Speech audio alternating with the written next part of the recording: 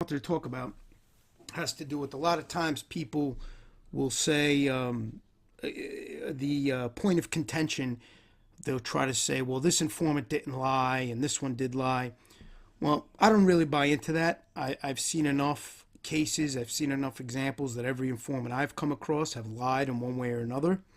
And to grasp that, I try to separate myself, whereas I may personally not agree with informants, but I try to analyze the case so when I am citing things and if I want to point out examples of when they were dishonest, I'm able to do it in an intelligent way rather than just make a blanket rule. I like to point and cite my sources and cite my reasoning. Now, with that said, that's not to convince anybody or to tell anybody to conclude this way I concluded. It's simply just to lay everything out there and then have them decide after they hear all the material, they hear all the evidence, they hear all the facts. Then they could decide where they fall as to who's lying, who's not being truthful, who's being honest when they're in front of the jury, who's not, who's trying to make themselves better than they are, things like that. So how do you really do that? A lot of people will say, oh, I read the trial transcript, so I know the case. Well, that's only part of it.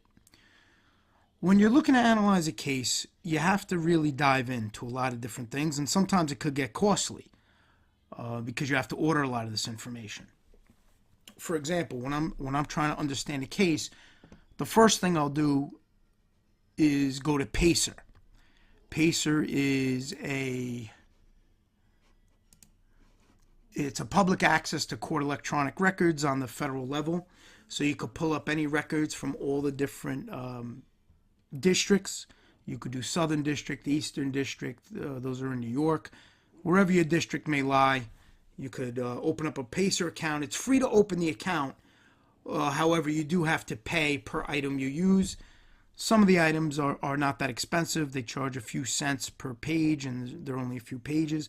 Some items can add up because there's a lot of information. There may be some dockets that were submitted and filings that were submitted which house a lot of pages and therefore increase the cost since they charge per page. So you want to open up a Pacer account.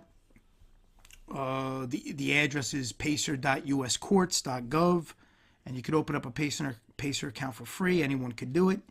And if you're focusing on a certain case, you could get the case number or the defendant's name. You could plug that in and find what you're looking for. Now, why that's important is Pacer will allow you to view all of the motions, unless sometimes motions are submitted in a way, I'm trying to think of what it's called. Give me 1 second. Sealed. I couldn't think of the word. I don't know. I'm getting old. Sealed. Sometimes they'll seal a filing and you're not able to see it if it's sealed, and that could have different reasonings behind it. It could be there's some personal information in the filing, such as health. I've seen that a few times where if somebody has some health issues, they don't really want that public what they're dealing with, so they'll ask their attorney to put it under seal. This way the public can't see that information. But other than that, on Pacer, you're able to pull up all of the motions. Now, the motions are very important for learning about a case because the motions are what happens prior to trial. So you have all these motions going in prior to trial from both the defense and from the prosecution. And a lot of the times these motions will cite discovery or evidence of the case and what the judge is allowing the defense to talk about at trial, introduce at trial, and what they don't allow them to. So it's important to understand those items because you'll get a bigger picture than what the juror had. The jury, you're going to be able to see what the defense may have, what the defense is citing to help their case that perhaps wasn't available at trial because the judge didn't allow them to introduce it. So the motions are very vital to understand a case. A lot of times you'll see inconsistencies within the motion. The defense will point out inconsistencies that the informant had given a proffer session for. A proffer session is when they talk to the government and the government writes down everything they're being told. So a lot of times the defense will submit motions to show that inconsistency and the contradictions. Now, at trial, the jury's not aware of those contradictions because, for whatever reason, they never were allowed, the defense was not allowed to discuss those items. However, if you're following the case and you're trying to learn about it, you want to understand all of the motions that were submitted. This will give you a better picture and also lay out how the case developed, each stage of the case. Perhaps defendants took pleas and are no longer part of it. Perhaps there's information within the motions that reflect on guilt or innocence, so you get a good understanding. You could understand the levels of contradictions that may have taken place, either by the government, where a lot of times they'll make disclosures at bail hearings that are not accurate. Once they're compared to the discovery, they'll try to claim they possess certain evidence that they may not. That comes out later, and then the defense will put in a motion to say, hey, the prosecution's made claims A, B, and C during this defendant's bail hearing, and yet we're showing X, Y, and Z as the evidence. And then the judge will rule on that. So you really want to file the case. You want to pull as much as you can.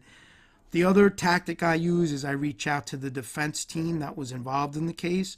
I want to hear from the family, possibly the defendant. I want to take notes on what their input is, things that they're aware of that may have taken place, lies that maybe they had to sit there and listen to from informants, any misconduct that may have taken place from the prosecution. So I try to listen to the defense side, because there's not many that really put the defense side out there. If you notice, it's always we always hear what the prosecution, what the state, what the government wants you to hear when they're trying a case.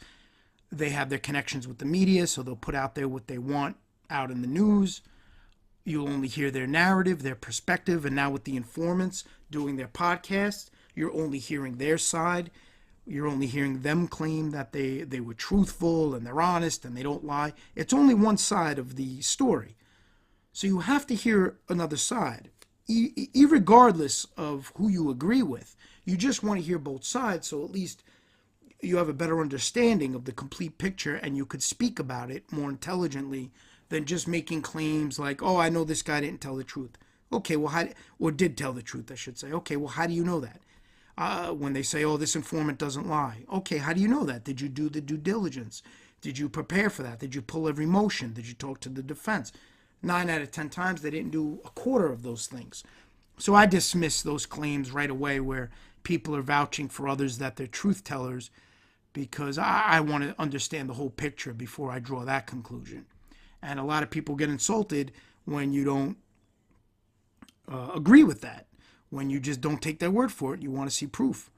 And that's the way these type of things, these are serious matters. And you can't just draw conclusions and make assumptions based on the input or the opinion of somebody else. You got to really understand it, understand the project, understand the case, understand the facts. And I don't see that happening as often as it should.